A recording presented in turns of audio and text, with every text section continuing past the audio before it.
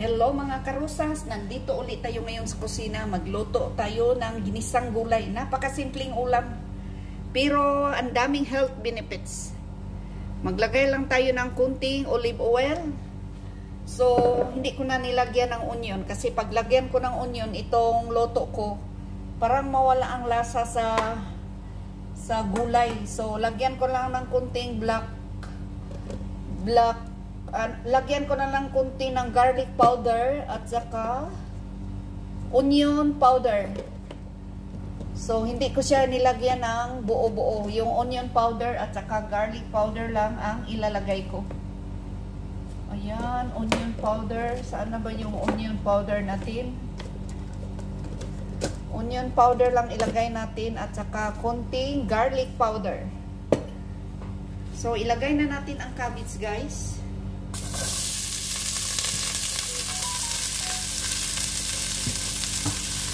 Marami siya puno, pero pag maluto ito, konti na lang.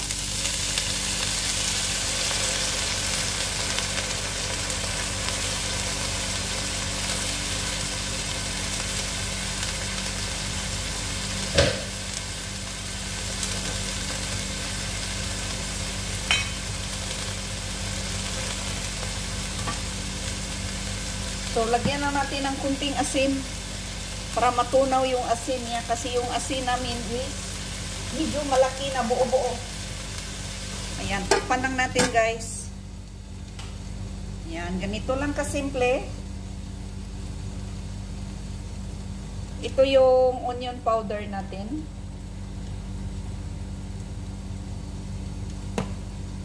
Saka ito yung garlic powder natin. Lagyan lang natin ng kunti dito.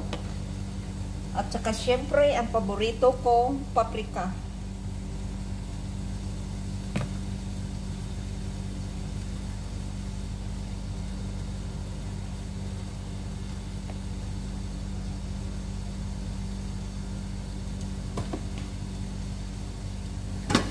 Yan. So, tingnan nyo, guys.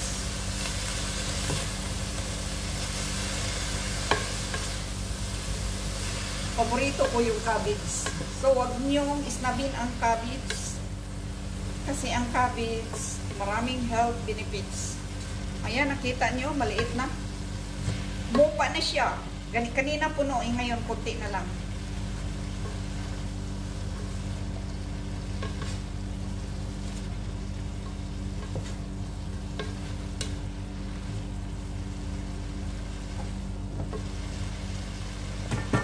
So, maglagay na tayong konting spices. Konting paprika. Masarap kasi ang paprika, mabango.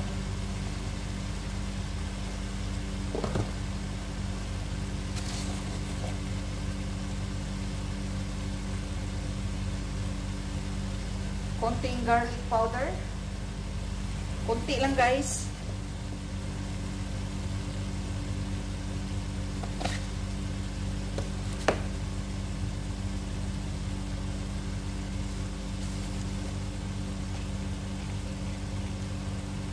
Konting onion powder. Ayan, konti-unti lang.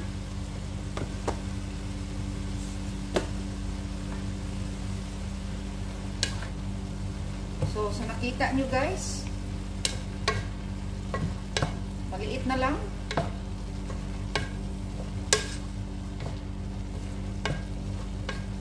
Sarap ito. Ang cabbage kasi, pag igisa mo, parang nanamis-tamis.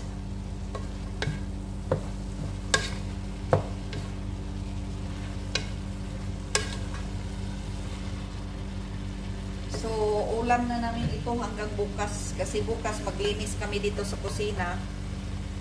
Good for 2 days na ulam. Sarap. Kulang pa yata ng asin.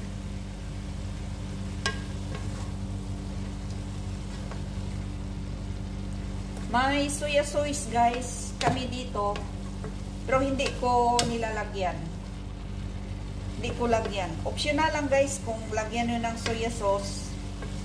Nasa inyo na yan, guys. Sa akin, hindi ko nilalagyan. Kasi ayaw kong masira yung view sa cabbage. View pa naman, masira yung hitsura. Ayan.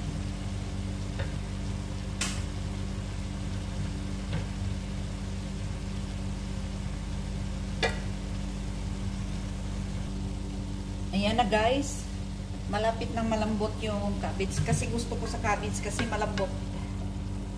Yung hindi naman as in lanta. Malambot na malambot. Tama-tama lang kasi pag palambutin mo kasi yung luto na luto talaga, pag igisa mo, ang lasa niya is nanamis-tamis.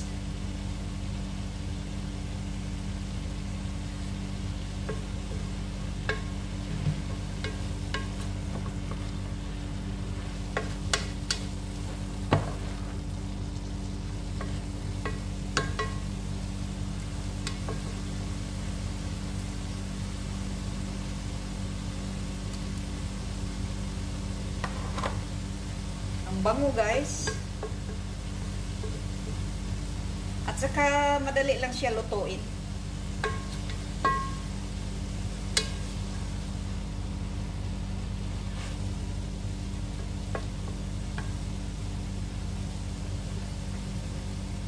Kumusta na kayo lahat dyan ng mga kapwa ko OFW? Ingat kayo lagi sa labas kasi sobrang init. Ito yung ano natin, tuna. Chang tuna. Ayan, with olive oil na ito. Masarap ito guys. Ayan. Kulang pala yung asin. Lagdagan natin ng kunting asin.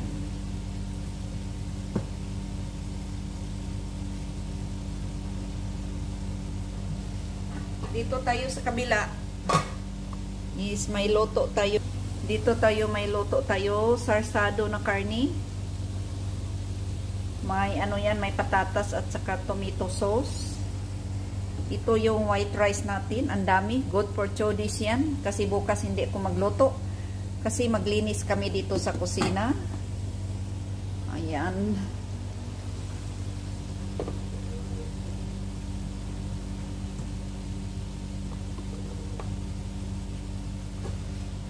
Ayan, masarap na nito. Malambot na.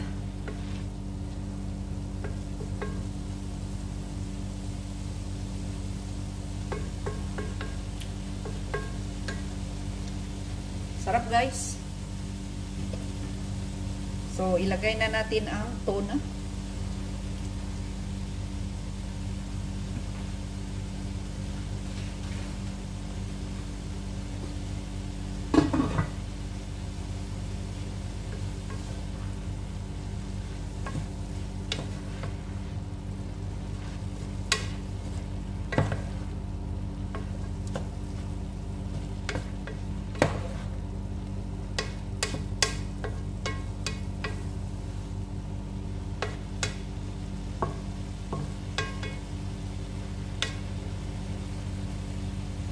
Ayan, ang sarap na.